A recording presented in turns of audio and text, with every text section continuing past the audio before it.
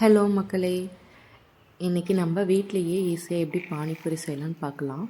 இது என்னோடய ப்ரெக்னன்சி க்ரேவிங்ஸு. சாப்பிடணும் போல் ஆசையாக இருந்தது, அதனால் வீட்லேயே செஞ்சு ஹெல்த்தியாக சாப்பிட்டுக்கலான்ட்டு. பச்சை பட்டாணி ஊற வச்சது 1 டம்ளர் எடுத்துக்கலாம். உருளைக்கிழங்கு 1 இல்லை 2 சேர்த்துக்கலாம். சேர்த்து 2யும் குக்கரில் போட்டு கொஞ்சம் உப்பு சேர்த்து ஒரு 3 விசில் இல்லாட்டி 4 விசில் விட்டுக்கலாம். அப்போ தான் நல்லா வேகும்.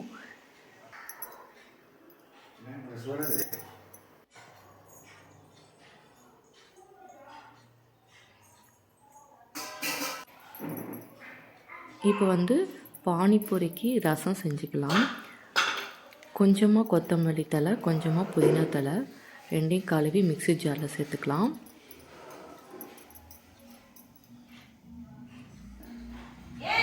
ரெண்டு பச்சை மிளகா, பூண்டு ஒரு 5 to 6 பல், இஞ்சி கொஞ்சமாக,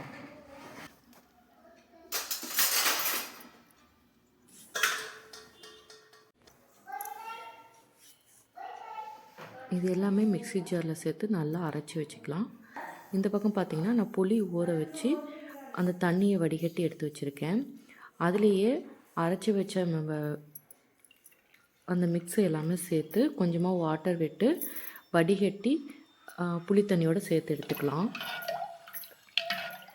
இப்போ பார்த்திங்கன்னா நம்மளுக்கு சூப்பரான ரசம் ரெடி ஆயிடுச்சு. பானிபூரி ரசம் ரெடி ஆயிடுச்சு. இதில் நம்ம தேவையான அளவு உப்பும் சேர்த்துக்கலாம். நான் புளி ஊற வைக்கும் போதே லைட்டாக உப்பு சேர்த்துட்டேன். எனக்கு கொஞ்சம் பத்தலை, அதனால் இன்னும் கொஞ்சம் சேர்த்துக்கிறேன். சேர்த்து நல்லா மிக்ஸ் பண்ணி விட்டுக்கலாம். லாஸ்ட்டாக ஒரு அரை எலுமிச்சை பழத்தை நல்லா புழிஞ்சு விட்டுக்கலாம். அப்போ தான் அதோடய புளிப்பு டேஸ்ட் சூப்பராக இருக்கும்.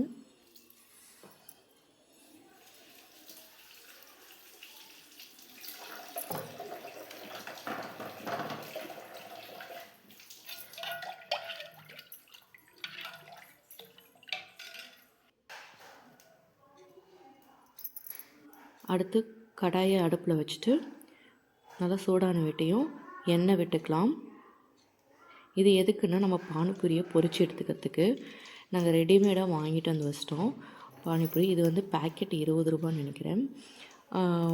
அதுவே பார்த்திங்கன்னா எல்லாருக்குமே எங்களுக்கு ஒரு 4 பேருக்கு சரியாக போயிடுச்சு. கிட்டத்தட்ட ஒரு 40க்கு மேலே பானிபூரி இருந்தது.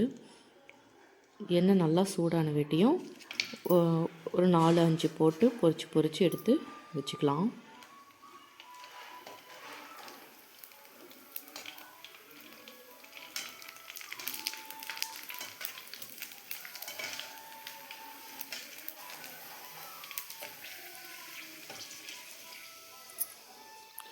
பார்த்திங்கன்னா இப்போ நம்மளுக்கு சூப்பரான பானிபூரி ரெடி ஆயிடுச்சு. அடுத்து பானிபூரி குழம்பு ரெடி பண்ணிக்கலாம். அதுக்கு ஒரு 3 தக்காளி எடுத்திருக்கேன். அது கூடவே கொஞ்சம் புதினா, கொத்தமல்லி, 2 பெரிய வெங்காயம், கொஞ்சம் பூண்டு, இஞ்சி இது எல்லாமே சேர்த்து மிக்ஸி ஜாரில் நல்லா அரைச்சி எடுத்துக்கலாம் மைய.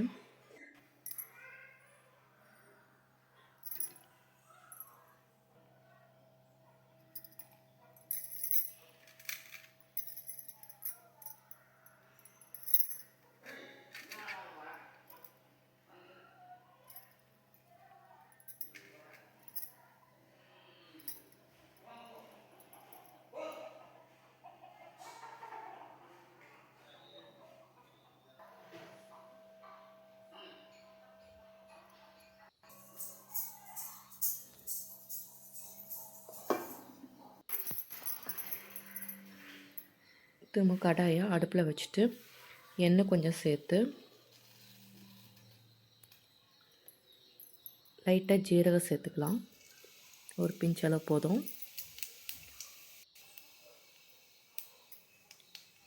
இப்போ நம்ம அரைச்சி வச்சோம் இல்லையா, தக்காளி, புதினா, கொத்தமல்லி இது எல்லாமே அந்த எண்ணெயில் ஆட் பண்ணிக்கலாம். ஆட் பண்ணி நல்லா கிண்டி விட்டுட்டு கொஞ்சமாக உப்பு சேர்த்துக்கலாம். இது நல்லா கொதித்து வரணும். அந்த அளவுக்கு நல்லா வேக வச்சு எடுத்துக்கோங்க. இன்னொரு பக்கம் பார்த்திங்கன்னா நம்மளுக்கு சுண்டலும் உருளைக்கிழங்கும் வெந்துடுச்சு. ஃபோட்டோ எடுத்துட்டேன் நான். நடுவில் தம்பிக்கு வந்து ஃபோட்டோ எடுக்கணுமா, அதனால் அம்மா மம்மி ஃபோட்டோ எடுங்க ஃபோட்டோ எடுங்க.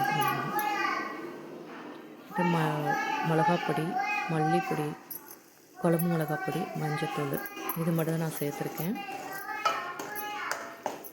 இது நல்லா இந்த மசாலாவை நல்லா கொதித்து எண்ணெய் பிரிஞ்சு வர அளவுக்கு நல்லா வெந்திருக்கணும். அப்போ தான் தக்காளி வெங்காயம்லாம் நல்லா வேகும்.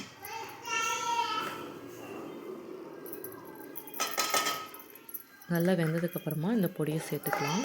சேர்த்து நல்லா மிக்ஸ் பண்ணி எடுத்துக்கலாம்.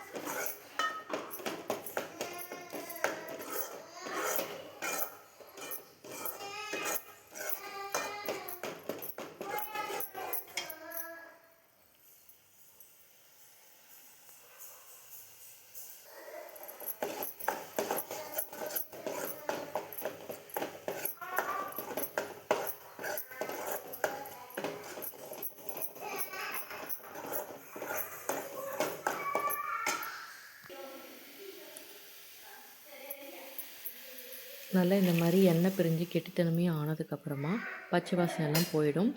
இப்போ வந்து நம்ம வேக வச்ச சுண்டல், உருளைக்கிழங்கு ரெண்டையும் சேர்த்து மிக்ஸ் பண்ணிவிட்டு தேவையான அளவு தண்ணி ஊற்றி நல்லா வேக வச்சுக்கலாம். இதையும் அப்போ தான் அந்த மசாலாவும் சுண்டலும் நல்லா மிக்ஸ் ஆகும்.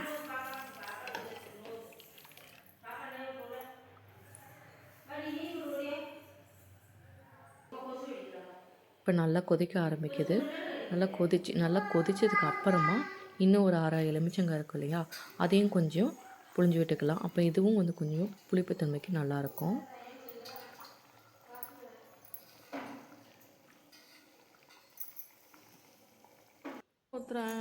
அவ்வளோதாங்க. இப்போ நம்மளோட பானிபூரியும் ரெடி ஆயிடுச்சு, பானிபூரியோட குழம்பு ரெடி ஆயிடுச்சு, ரசம் ரெடி ஆயிடுச்சு. கூட பெரிய வெங்காயம் சின்ன சின்னதாக கட் பண்ணி வச்சுட்டேன், கேரட்டும் சின்ன சின்னதாக சுரண்டி வச்சாச்சு.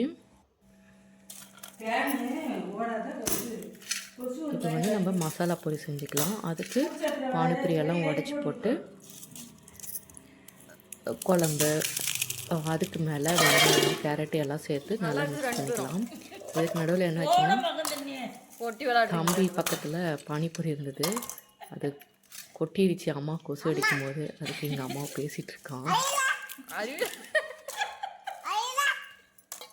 அண்ணா வந்து அம்மா என்ன பேசுறானே,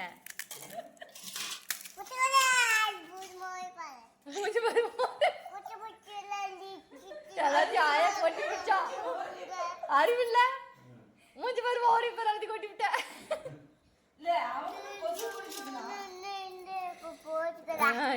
ஃபஸ்ட்டு மசாலா பொரியெல்லாம் சாப்பிட்டுட்டு அதுக்கப்புறமா லாஸ்ட்டாக பானிபூரி எடுத்து அதை உடச்சி அதில் லைட்டாக சுண்டலும் குழம்பும் சேர்த்துட்டு அதுக்கு மேலே கொஞ்சமாக பெரிய வெங்காயம், கொஞ்சமாக கேரட் எல்லாம் சேர்த்து அந்த பானி தண்ணியை ஊற்றி குடிச்சோமா சூப்பராக இருக்குங்க. ட்ரை பண்ணி பாருங்கள். நீங்களும் ட்ரை பண்ணி பார்த்துட்டு சொல்லுங்கள் எப்படி இருக்குன்ட்டு. என்ன கோவம் வருது போய் கொட்டிட்டேன்னு.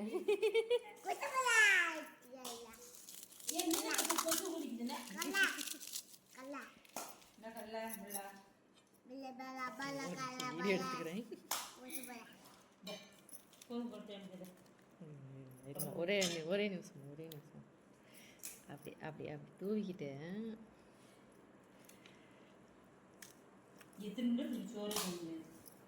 அவ்வளோதான். நைட்டு டின்னர் முடிஞ்சு போச்சு.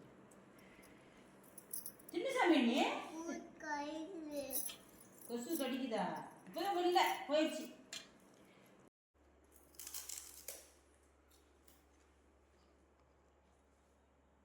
இங்கேலாம் இது விற்கிறதுல அங்கே விற்கிது. இங்கேயும் கொண்டு வரோம்